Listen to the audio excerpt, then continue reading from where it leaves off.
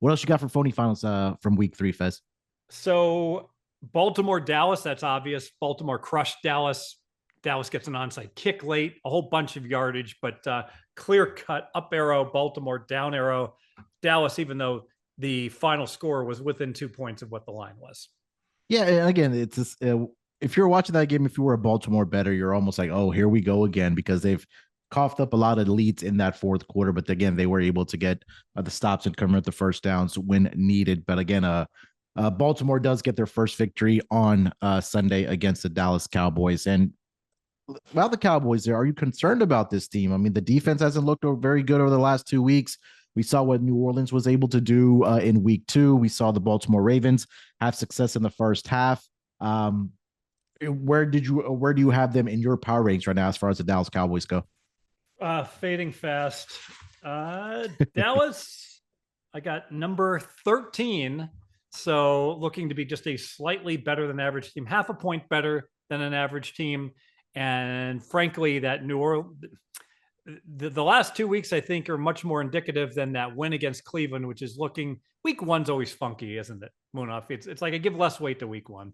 Yeah, and again, we talked about it after we did the week 1 pod that it's you have that classic overreaction for some of these teams when it does come to those overreactions. But I think when we get to, I think, week 3 going into week 4, I think you kind of find the identity of some of these teams here.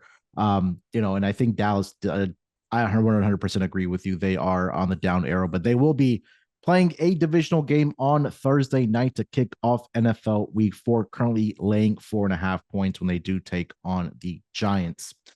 Any more phony finals you got here, Fez?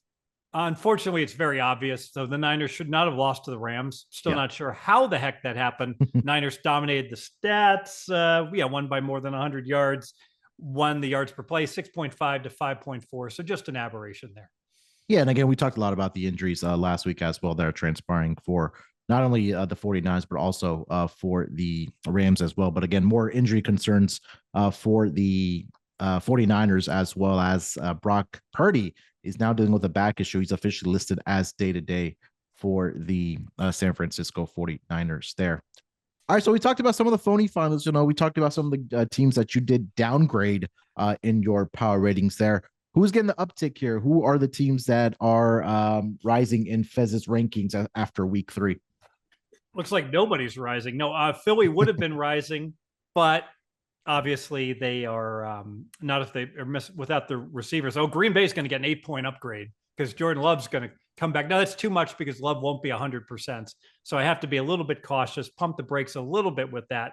But that certainly appears to be, Green Bay is going to be one of the best, almost one of the best teams in the league. I'm just perusing, taking a look at who's going up. Oh, the Jets, obviously, solid performance on Thursday. So, and Pittsburgh got a 1.5 upgrade for a really, really solid performance.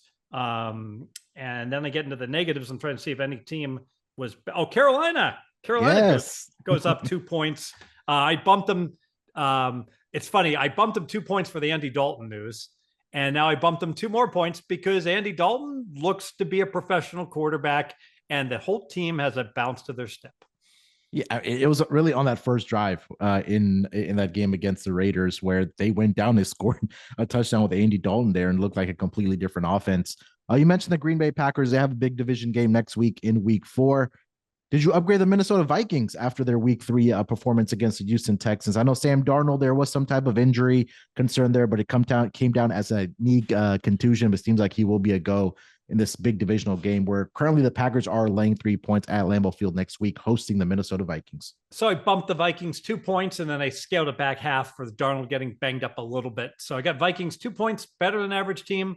With a healthy Love, I got Green Bay 4 points better. So that would make the game right around 3, which is about where it's going to settle in. Maybe that's a little too high if Love might be a little rusty. But with Darnold banged up, maybe it's spot on correct. All right. Any other teams that we need to maybe take note of maybe, that you upgraded or did downgrade?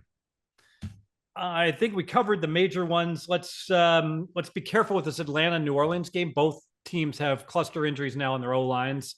Money came in on the under. So both teams probably not as good a strength as they will be later on in the year, both below average right now in my power ratings by half a point.